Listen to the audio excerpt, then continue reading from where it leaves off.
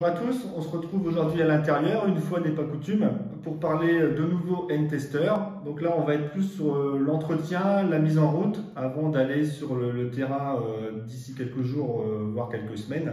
Donc quelques conseils et astuces pour bien préparer sa campagne. Donc on va parler des deux appareils qui sont présents, des deux types d'appareils qui sont présents sur le terrain. Donc l'ancien modèle ici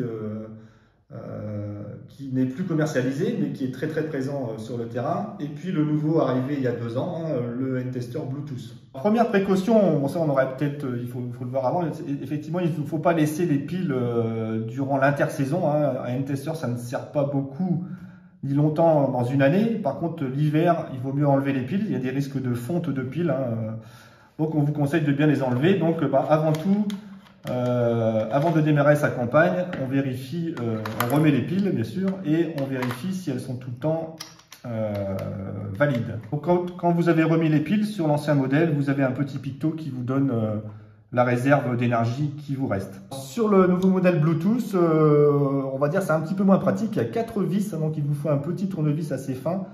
4 petites vis pour accéder au compartiment pile. Pour l'entretien général, bon, si ça vous arrive de le salir, qu'il y a un peu de poussière, c'est juste un petit coup de chiffon, de chiffonnette on va dire.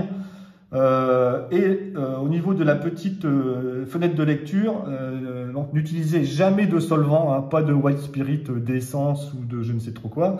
Un simple coton-tige, de l'eau, si vraiment c'est très sale, un peu d'eau, un peu de savon, du savon blanc.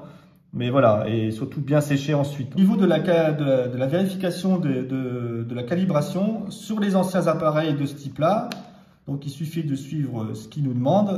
Vous l'allumez, vous pincez une fois à vide, donc vous avez un menu qui vous dit mesure ou réglage.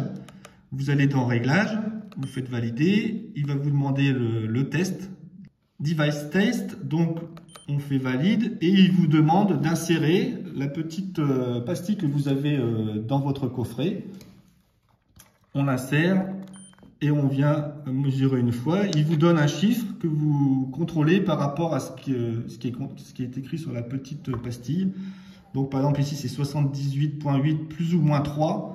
Et là, on a 80,4, donc on est dans les bonnes mesures. Pour la nouvelle version Bluetooth, il y a toujours une petite pastille qui est ici pour les gens un peu curieux. Elle est là.